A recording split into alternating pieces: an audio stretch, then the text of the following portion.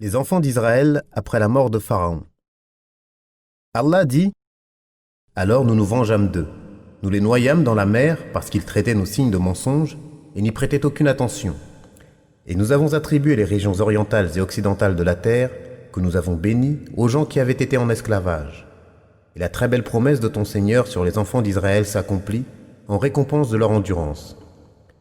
Et nous avons détruit ce que faisait Pharaon et son peuple, ainsi que ce qu'il construisait. Et nous avons fait traverser la mer aux enfants d'Israël. Ils passèrent auprès d'un peuple réuni autour de l'adoration de leurs idoles et ils dirent : Ô Moussa, désigne-nous une divinité semblable à leur divinité. Il dit : vous êtes certes des gens ignorants. Le culte auquel cela s'adonne est caduc. Et tout ce qu'ils font est nul et sans valeur. Il dit : chercherai-je pour vous une autre divinité qu'Allah pour l'adorer, alors que c'est lui qui vous a préféré à toutes les créatures de leur époque ? Rappelez-vous, le moment où nous vous sauvâmes du peuple de Pharaon, qui vous infligeait le pire châtiment. Il massacrait vos fils et asservissait vos femmes. C'était là une terrible épreuve de la part de votre Seigneur. Allah mentionne la noyade de Pharaon et ses soldats et la manière dont il les déposséda de leur puissance, de leurs biens et de la vie, faisant hériter les enfants d'Israël de tous leurs biens et possessions, comme Allah dit : mais nous voulions favoriser ceux qui avaient été méprisés sur terre et faire d'eux des guides et qu'ils deviennent les héritiers. Et il dit aussi : et nous avons attribué les régions orientales et occidentales de la terre, que nous avons bénies, aux gens qui avaient été mis en esclavage. Et la très belle promesse de ton Seigneur sur les enfants d'Israël s'accomplit en récompense de leur endurance.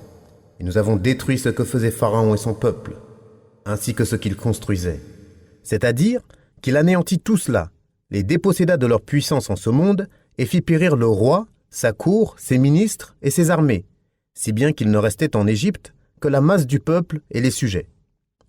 Ibn Abd al-Hakam rapporte dans l'histoire d'Égypte qu'à cette époque, les femmes prirent le dessus sur les hommes, car les femmes des dignitaires et des puissants épousèrent des hommes de rang moindre que le leur. Elles les dominaient donc, et cela resta ainsi en Égypte jusqu'à nos jours. Allah dit dans son livre, saint, prééminent sur tous les autres livres : et nous avons fait traverser la mer aux enfants d'Israël. Ils passèrent auprès d'un peuple réuni autour de l'adoration de leurs idoles, et ils dirent : Ô Moussa, désigne-nous une divinité semblable à leur divinité. Il dit : vous êtes certes des gens ignorants. Le culte auquel cela s'adonne est caduc, et tout ce qu'ils font est nul et sans valeur. Ils ont préféré ces paroles d'ignorance et d'égarement, alors qu'ils venaient de voir de leurs propres yeux les signes d'Allah et de la toute-puissance, qui montraient la véracité du message de leur prophète venant du doué de majesté et de noblesse. Ceci car ils passèrent auprès d'un peuple adorant des idoles. On dit qu'elles avaient la forme de vaches, et c'est comme si les enfants d'Israël leur avaient demandé pourquoi ils les adoraient. Ils prétendirent qu'elles leur faisaient du bien et du mal, et qu'ils leur demandaient leur subsistance dans les moments difficiles. Certains ignorants, parmi les enfants d'Israël, les crurent, et demandèrent à leur noble prophète de leur désigner des divinités pareilles aux leurs. Il leur répondit, en leur montrant qu'ils ne réfléchissaient pas et n'étaient pas bien guidés : le culte auquel cela s'adonne est caduc, et tout ce qu'ils font est nul et sans valeur. Il leur rappela ensuite les bienfaits d'Allah, qui les préféra à tous les peuples de leur époque, en leur octroyant la science, la loi, un prophète pris parmi eux, en les sauvant du joug de Pharaon, le tyran obstiné, en l'anéantissant sous leurs yeux, en les faisant hériter des biens, richesses et demeures de Pharaon et de ses notables. Il leur montra que l'adoration ne devait être vouée qu'à Allah, sans rien lui associer, car il est le Créateur, le pourvoyeur de subsistance et le dominateur suprême. Ce n'est pas l'ensemble des enfants d'Israël qui fit cette demande, mais uniquement certains d'entre eux, comme lorsqu'Allah dit : nous les rassemblerons alors sans en oublier aucun, et ils seront présentés en rang devant ton Seigneur. Vous voilà venus à nous comme nous vous avions créé la première fois. Pourtant vous prétendiez que nous ne remplirions pas nos promesses. Et seule une partie des gens a prétendu cela, et non l'ensemble. Abu Wafid al-Laythi rapporte : nous sommes partis avec le messager d'Allah en direction de Hunayn, et nous sommes passés devant un jujubier. Nous dîmes alors : ô messager d'Allah, désigne-nous un arbre, Zat Anwat, car les mécréants y suspendaient leurs armes et séjournaient à côté. Le prophète dit : Allah est le plus grand. Vous dites comme on dit les enfants d'Israël à Moussa : désigne-nous une divinité semblable à leur divinité. Vous suivez les traces de ceux qui vous ont précédés. Le refus de combattre des enfants d'Israël. L'essentiel est que lorsque Moussa quitta l'Égypte et s'approcha de Beit al-Maqdis, il trouva un peuple d'hommes puissants, parmi les Hittiyin, Fazariyin, Canaaniyin et d'autres. Moussa leur ordonna d'entrer sur les terres de Beit el-Maqdis et de les combattre afin de les en chasser.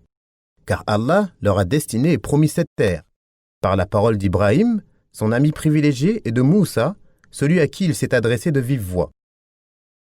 Mais les enfants d'Israël refusèrent de combattre. Allah leur infligea alors le châtiment de la peur et les condamna à l'errance dans le désert pendant 40 longues années. Allah dit, « Rappelez-vous lorsque Moussa dit à son peuple, « Ô mon peuple, rappelez-vous le bienfait d'Allah sur vous, lorsqu'il a désigné parmi vous des prophètes et des rois.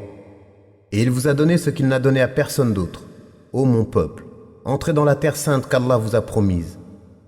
Et ne revenez pas sur vos pas, car vous reviendriez perdants. » Ils dirent, « Ô Moussa, il y a sur cette terre un peuple d'hommes puissants. Nous n'y entrerons pas jusqu'à ce qu'ils en sortent. Et s'ils en sortent, alors nous y entrerons. » Deux hommes parmi ceux qui craignaient Allah et à qui Allah avait accordé de ses bienfaits dirent, « Entrez chez eux par la porte. Si vous y entrez, vous serez les vainqueurs. Et c'est en Allah qu'il faut placer votre confiance si vous êtes croyants. » Ils dirent, « Ô Moussa, nous n'y entrerons jamais, aussi longtemps qu'ils y seront. Va donc, toi et ton Seigneur, et combattez. Nous restons là où nous sommes. » Il dit, « Seigneur, je ne peux compter que sur moi et mon frère. Sépare-nous donc de ce peuple pervers. » Allah dit, « Ce pays leur sera interdit pendant 40 ans, durant lesquels ils erreront sur terre. Ne t'attriste pas pour ce peuple pervers. » Le prophète d'Allah leur rappela les bienfaits du Seigneur sur eux, ainsi que ses faveurs spirituelles et matérielles, et leur ordonna de combattre sur la voie d'Allah et d'affronter ses ennemis. Il leur dit, « Ô mon peuple, entrez dans la terre sainte qu'Allah vous a promise, et ne revenez pas sur vos pas, en battant en retraite et reculant devant vos ennemis, car vous reviendriez perdants. Vous perdrez après avoir eu le succès, et vous régresserez après avoir atteint le sommet. Ô Moussa, il y a sur cette terre un peuple d'hommes puissants, transgresseurs, mécréants et rebelles. Nous n'y entrerons pas jusqu'à ce qu'ils en sortent, et s'ils en sortent, alors nous y entrerons. » Ils ont eu peur de ces hommes puissants, alors qu'ils venaient d'assister à l'anéantissement de Pharaon, qui était plus tyrannique et possédait un châtiment plus douloureux et une armée plus nombreuse que ces derniers. Cela prouve combien ils étaient blâmables pour leurs propos et leur peur d'affronter leurs ennemis rebelles et malheureux. De nombreux exégètes ont rapporté des récits hasardeux et faux, rejetés par la raison et les textes. Par exemple, le fait qu'ils aient été immenses et terrifiants, au point qu'on rapporte que lorsque les envoyés des enfants d'Israël se présentèrent à eux, un émissaire, des ennemis, vint à leur rencontre et les mit dans ses manches et la ceinture de son pantalon, alors qu'ils étaient 12. Il les prit et les amena devant le roi qui dit, « Qu'est-ce » Et il ne sut pas qu'ils étaient humains, jusqu'à ce qu'ils se présentent. Ce ne sont là que des stupidités et des légendes qui n'ont aucun fondement. On dit aussi que le roi leur envoya du raisin, et qu'un seul raisin suffisait à une personne, et d'autres de leurs fruits afin qu'ils sachent à quel point ils étaient immenses. Et cela n'est pas authentique. On rapporte que Auj ibn Anak, qui fait partie de ce peuple, vint pour anéantir les enfants d'Israël, et qu'il mesurait 3333 coudées. Cela a été rapporté par Al-Barawi et d'autres, mais n'est nullement authentique, comme nous l'avons montré en expliquant la parole du prophète. Allah créa Adam d'une taille de 60 coudées, et jusqu'aujourd'hui, la taille de sa descendance n'a cessé de diminuer. Auj se dirigea vers la cime d'une montagne, la déracina et la prit dans sa main pour la lancer sur l'armée de Moussa. Un oiseau arriva alors, picora ce rocher, le perça en son centre et en fit un collier qu'il mit sur le cou de Auj ibn Anak. Puis Moussa se dirigea vers lui, bondit dans les airs d'une hauteur de 10 coudées, lui-même mesurait 10 coudées, et il tenait un bâton mesurant 10 coudées. Et ainsi il atteint la cheville de Auj et le tua. On rapporte cela de Nauf al-Bikali, et Ibn Jarir le rapporte d'Ibn Abbas, d'après une chaîne de transmission critiquable. Mais quoi qu'il en soit, cela fait partie des récits des gens du livre, et des nombreuses inventions des ignorants parmi eux. Si bien qu'il est impossible de faire la distinction entre le vrai et le faux. De plus, si cela est vrai, les enfants d'Israël auraient été excusables pour refuser de les combattre, mais au contraire, Allah les a blâmés pour cela, et les a condamnés à l'errance pour avoir refusé de combattre et avoir désobéi à leur prophète. 2 hommes pieux parmi eux les encouragèrent à s'avancer et leur reprochèrent de battre en retraite. 2 hommes parmi ceux qui craignaient, Yakhafoun. Allah et certains ont lu Yukhafoun, et dans ce cas le sens est qu'il s'agissait de 2 hommes respectés. et à qui Allah avait accordé de ses bienfaits, de la soumission à Allah, de la foi, de l'obéissance et du courage, entrez chez eux par la porte. Si vous y entrez, vous serez les vainqueurs. Et c'est en Allah qu'il faut placer votre confiance si vous êtes croyant. C'est-à-dire que si vous placez votre confiance en Allah, demandez son aide et dirigez-vous vers lui. Il vous fera triompher sur vos ennemis, vous soutiendra et vous accordera la victoire. Ô Moussa, nous n'y entrerons jamais, aussi longtemps qu'ils y seront. Va donc toi et ton Seigneur et combattez. Nous restons là où nous sommes. Les notables parmi les enfants d'Israël persistèrent donc dans le refus de combattre, et ainsi un grand abattement les saisit. L'imam Ahmed rapporte d'après Tariq qu'Al-Miqdad dit au messager d'Allah, le jour de la bataille de Badr, « Ô messager d'Allah, nous ne te dirons pas comme on dit les enfants d'Israël à Moussa, va donc toi et ton Seigneur et combattez, nous restons là où nous sommes. Mais au contraire, va toi et ton Seigneur et combattez, nous combattons avec vous. » L'imam Ahmed rapporte d'après Tariq ibn Shihab que Abdullah ibn Mas'ud a dit « J'ai entendu Al-Miqdad dire une chose que j'aurais plus que tout aimé dire. Le prophète est venu appeler contre les polythéistes et Al-Miqdad dit « Par Allah, ô messager d'Allah, nous ne te dirons pas comme on dit les enfants d'Israël à Moussa, va donc toi et ton Seigneur et combattez, nous restons là où nous sommes. Mais au contraire, nous combattrons à ta droite, ta gauche, devant et derrière toi. » J'ai alors vu le visage du prophète s'illuminer et se réjouir de cela. Anas rapporte que lorsque le messager d'Allah se rendit à Badr, il consulta les musulmans. Omar lui donna son avis, puis le prophète consulta encore, et les Ansar dirent « Ô vous les Ansar, c'est vous que le messager d'Allah vise. Ainsi, nous ne te dirons pas comme on dit les enfants d'Israël à Moussa. Va donc toi et ton Seigneur et combattez, nous restons là où nous sommes. Par celui qui t'a envoyé avec la vérité, même si tu te rendais jusqu'à Al-Rimad, nous te suivrons. » L'errance des enfants d'Israël.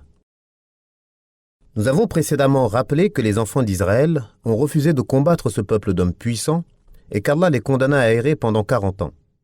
Mais je n'ai pas vu dans leur livre de mention de leur refus de combattre. Allah dit « Ô enfants d'Israël, nous vous avons délivrés de votre ennemi, et nous vous avons donné rendez-vous sur le flanc droit du mont, et nous avons fait descendre sur vous toutes sortes de nourriture et d'écailles. Mangez des bonnes choses que nous vous avons attribuées, et ne transgressez pas en cela, sinon ma colère s'abattra sur vous, et celui sur qui ma colère s'abat est perdu. Et je pardonne à celui qui se repent, croit, accomplit une bonne action, puis se met sur le chemin droit. » Allah rappelle ses faveurs et sa bienfaisance envers les enfants d'Israël qu'il a sauvés de leurs ennemis et libérés de la difficulté et de la peine, et à qui il a donné rendez-vous avec leurs prophètes sur le côté droit du mont Tour, leur révélant des lois grandioses comportant tout le bien pour eux, aussi bien en ce bas monde que dans l'au-delà.